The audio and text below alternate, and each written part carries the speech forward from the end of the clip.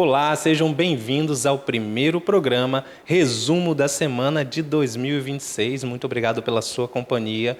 E olha, que você já sabe, né? Se perdeu algum detalhe das sessões de terça ou quarta-feira, não se preocupe, pois traremos tudo aqui nesse resumo. A Câmara Municipal de Macaé abriu o ano legislativo com discursos de retomada e balanço de ações. O líder do governo, o vereador Cezinha, destacou resultados da gestão e apontou prioridades para os próximos passos do município.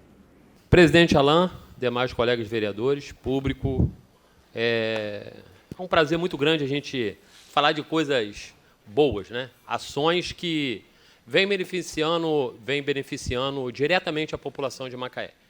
E Macaé é diferente do restante do estado. Macaé vem trazendo pontos muito positivos em relação ao desenvolvimento, em relação de geração de empregos. Então, é uma gestão que, com afinco e responsabilidade do prefeito Elbert, juntamente na condução do presidente Alain e no entendimento dos pares vereadores, né, que a gente, incansáveis, a gente busca resultados e respostas para toda a nossa população de Macaé. Então, hoje, o início, este novo ciclo legislativo, renovando o compromisso assumido como líder do governo nesta casa. E começo falando de resultados, falando de trabalho, falando de desenvolvimento com responsabilidade. Macaé hoje possui aproximadamente 98 mil empregos formais. Em somente 2025, foram milhares de novos empregos com carteira assinada. E isso fruto de todo o corpo, de todos os secretários, sem exceção aqui, não só para o prefeito Elbert, porque o prefeito Elbert não faria isso sozinho, se não tivesse o entendimento de todos os secretários escolhidos, né, escolhidos com muito carinho, para que pudesse compor essa gestão que traz números muito positivos. Isso significa mais famílias com renda, mais estabilidade, mais dignidade. Quando tem emprego, tem consumo. Quando tem consumo, o comércio cresce. Quando o comércio cresce, a economia gira. E o turismo fortalece ainda mais esse ciclo. No período de Natal, Réveillon, verão e agora no Carnaval, Macaé recebeu milhares de visitantes. Temos cerca de 12 mil leitos na rede hoteleira e no Carnaval de 2026 a ocupação ficou acima dos 80%. Isso significa hotel funcionando, restaurante cheio, ambulante vendendo, transporte rodando. O emprego gera renda, a renda movimenta a cidade. O turismo amplia essa movimentação. E esta movimentação gera arrecadação. E é essa arrecadação que permite investir, melhorar a vida das pessoas. Em 2026, já tivemos importantes serviços implementados, como as novas centrais de distribuição de água na região serrana, garantindo mais qualidade de vida para a população. Isso é resultado concreto. Não é só investimento na cidade, é investimento na região serrana, é investimento do lado de lá da ponte que estava esquecido há anos, presidente Alain, né? Tivemos aí o desenvolvimento, parceria da construção da ponte Ivan Mundinho, parceria com o governo do estado, e é um governo que realmente, ele não olha do outro lado do muro, muito pelo contrário. Se o governo federal vai trazer investimentos para a cidade de Macaé, o prefeito Elbert está ali dialogando juntamente com os seus secretários. Se o governo do estado vai trazer investimento, o prefeito Elbert está ali dialogando e trazendo investimento. Então, isso é muito importante. Então, como líder do governo, reafirmo que o nosso compromisso é manter esse ciclo positivo funcionando. Emprego forte, turismo organizado, arrecadação responsável, investimento na população. Porque cidade que trabalha, cresce, e cidade que cresce com responsabilidade, melhora a vida das pessoas. As vereadoras Liomar Queiroz e doutora Maiara Rezende apresentaram balanços de atuação. Liomar ressaltou as ações nos bairros como Nova Holanda e valorizou o retorno das escolas de samba. Já a doutora Maiara Rezende destacou conquistas do mandato e anunciou novidades para 2026. Bom dia a todos. Bom dia, senhor presidente, vereadoras, vereadores, público que estão nos assistindo online, presença aqui no auditório. Retornamos hoje aos trabalhos legislativos de 2026, com a responsabilidade renovada e com a consciência de que a cidade não parou durante o recesso parlamentar. E o nosso mandato também não parou.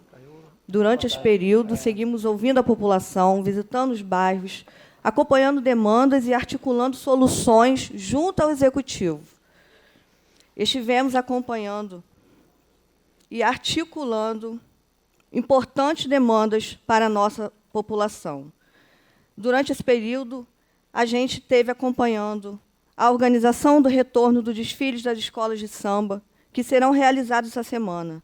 Depois de anos sem acontecer, 11 anos no calendário cultural, não existia o carnaval. Agora, de forma estruturada, o desfile volta ao calendário oficial no município, garantindo previsibilidade, planejamento e respeito às agremiações. O carnaval não é apenas um entretenimento. Ele movimenta a economia local, ele gera emprego temporário, ativa o comércio, valoriza artistas, costureiras, músicos e trabalhadores informais. Mas, ao mesmo tempo que celebramos avanços, precisamos tratar com seriedade os problemas que afetam diretamente a vida da população. Moradores da Nova Holanda e de bairros vizinhos têm relatado uma situação preocupante em relação à água potável, com odor forte e características inadequadas para o consumo. A água é um direito básico, é saúde pública. Não podemos naturalizar qualquer irregularidade neste serviço. É fundamental que haja apuração técnica imediata, transparência nas informações e solução rápida para a população. Estamos acompanhando o caso e cobrando providências. A população precisa de respostas claras e efetivas. Outro ponto que exige atenção é o número de acidentes registrados na cidade. Acidentes de trânsito, especialmente envolvendo motociclistas, continuam sendo uma realidade alarmante. Não podemos tratar isso como estatística comum. Defender políticas de prevenção é salvar vidas. Precisamos intensificar campanhas educativas, sinalização adequada, fiscalização responsável e ações integradas que reduzam riscos. Entramos nesse período legislativo com 3 compromissos centrais: responsabilidade social, fiscalização eficiente e construção de políticas públicas estruturantes. Seguiremos firmes na defesa das pessoas em situação de vulnerabilidade, na garantia dos direitos dos idosos, na valorização da cultura, na fiscalização dos serviços essenciais e na luta por uma cidade mais segura. Que este ano legislativo seja marcado por diálogo, maturidade institucional e foco em resultados concretos para a população de Macaé. Nosso mandato permanece com o mesmo princípio: ouvir, agir e acompanhar até que a solução aconteça. 2025 foi um ano de muito trabalho, né? De algo muito novo que aconteceu na minha vida, mas eu costumo dizer que eu já fui picada pela mosquinha da política e é muito bom poder fazer política pública, é muito bom a gente poder fazer no macro, alcançar a população, mudar realidades. Esse é o meu maior papel, o maior propósito da minha vida, e poder unir a experiência da medicina, na presidência da Comissão de Saúde, com a vereança. Isso é muito bom.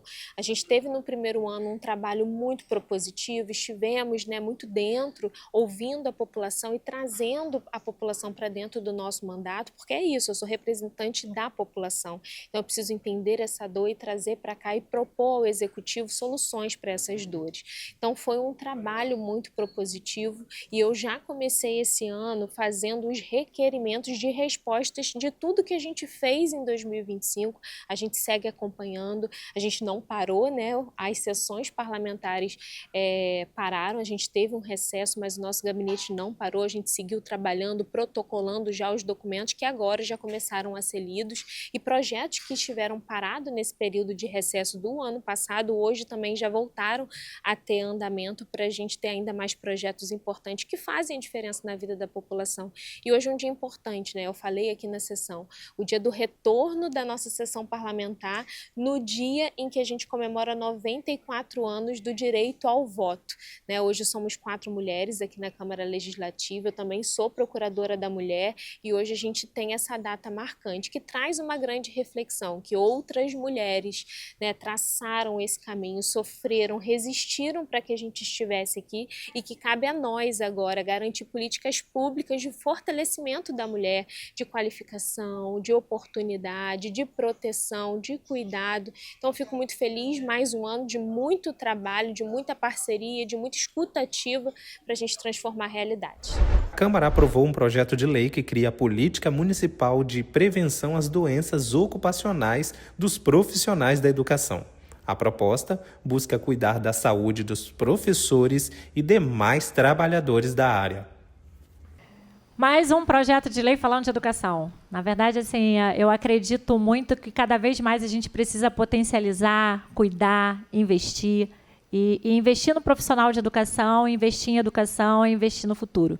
Eu acredito muito que essa casa tenha a obrigação de olhar cada vez mais pela educação.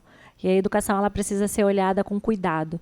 Quando a gente está falando de projetos de lei que vai cuidar de quem adoece, cuidando de quem ensina, cuidando de quem educa, é a gente acolher a nossa cidade e acolher também, principalmente, o futuro da nossa cidade.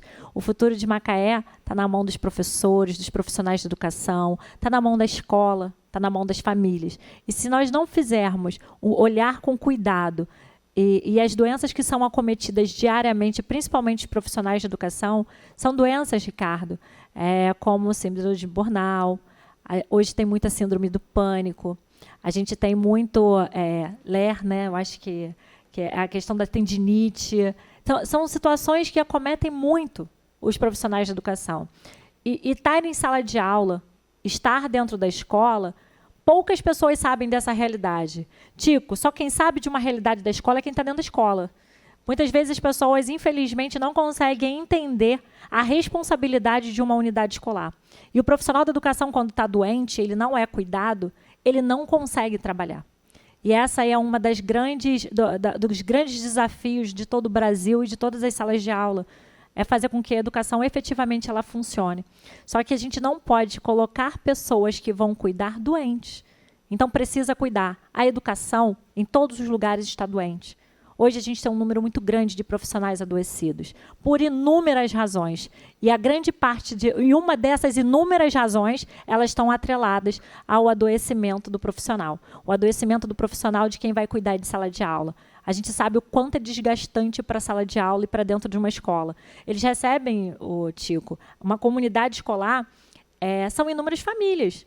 São inúmeras crianças, cada uma com sua educação social diferente, com seus espaços diferentes. E quando você chega dentro desse ambiente, você tem um número de crianças que elas se juntam, né, para poder você ter esse papel de educar, de ensinar e de colaborar com a escolarização dessa criança, e o profissional está doente, ele também não tem tempo de se cuidar, realmente é um desastre, que é o que tem acontecido com a educação, infelizmente, em todos os lugares. Então, cuidar e fazer projetos de lei que vai cuidar de quem cuida, vai fazer com total diferença para o nosso futuro e para a nossa Macaé. Então, esse projeto de lei, eu peço aí a todos vocês, vereadores, colegas que estejam aqui incumbidos na obrigatoriedade de pensar mais em educação, tentar fazer com que a gente tenha possibilidades de acolher esses profissionais de outra forma. Muito obrigada, presidente.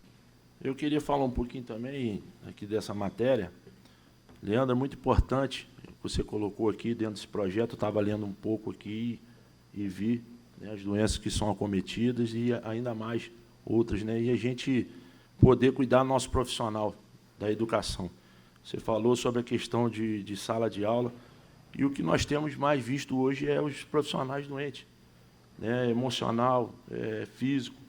Eu acho que projetos como esse vão favorecer né, eu tenho certeza que o Executivo vai analisar com muita atenção, porque a gente precisa cuidar dos nossos profissionais. E há uma preocupação, Leandro, muito grande, né, você que é da área da educação já há muitos anos, e a gente se preocupa muito com o interior do nosso município, a questão de professores, profissionais para atender essas áreas que hoje estão com dificuldade, né, e a gente sabe que isso aí implica na educação de nossas crianças. Mas eu tenho certeza que aqui nessa casa, como a senhora é à frente, tem aqui na Comissão de Educação, já conversei com a senhora, para a gente poder dialogar com o governo e a gente achar formas, né, para que a gente possa atender o interior do nosso município, né, que principalmente está sendo muito afetado. Então, envolve tudo, até mesmo por conta da locomoção, envolve também por parte... as pessoas não querem enfrentar esses desafios sem um abono, isso é claro. Então, a gente tem que trabalhar para que a gente possa levar esses profissionais para essas áreas que estão sendo afetadas do nosso município. Foi aprovado o Estatuto Municipal da Família, que define ações para valorizar e apoiar todos os tipos de família em Macaé.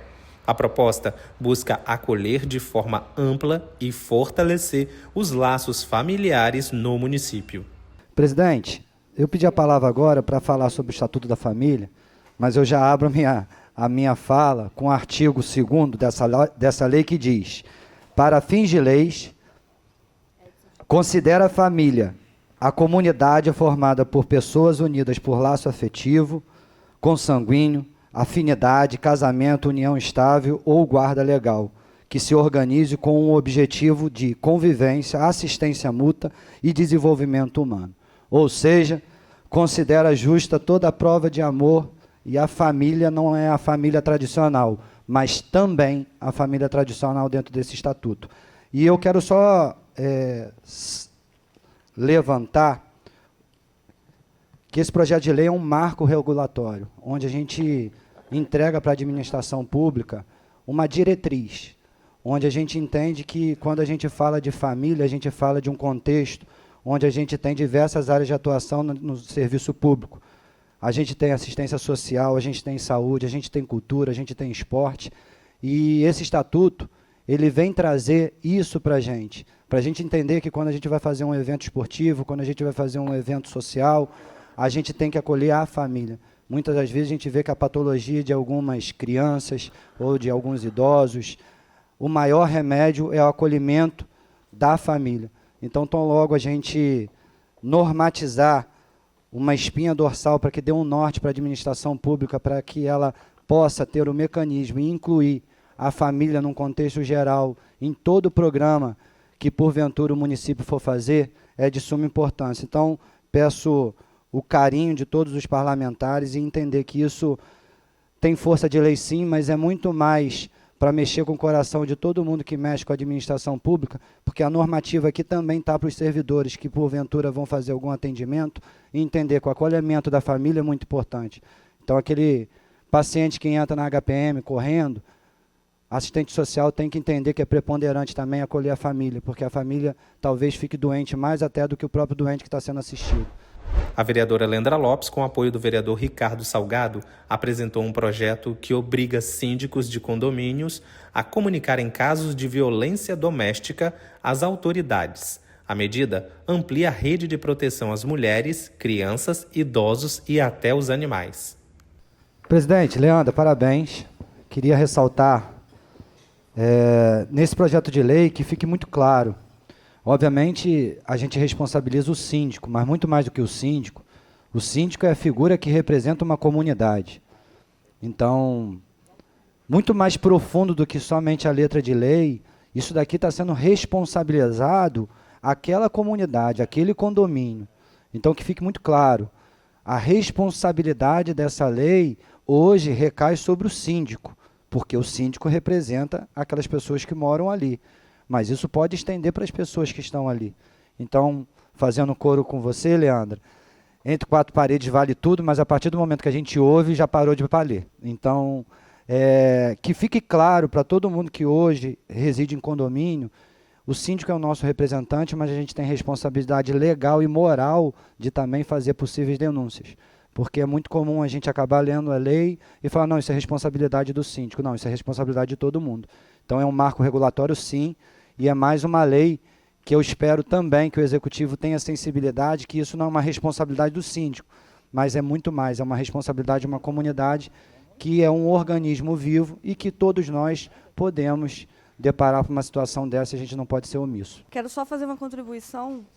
Existem vários meios de denúncia, né? 180, atendimento à mulher, delegacia. Algumas cidades têm a DEAN, que é a Delegacia da Mulher.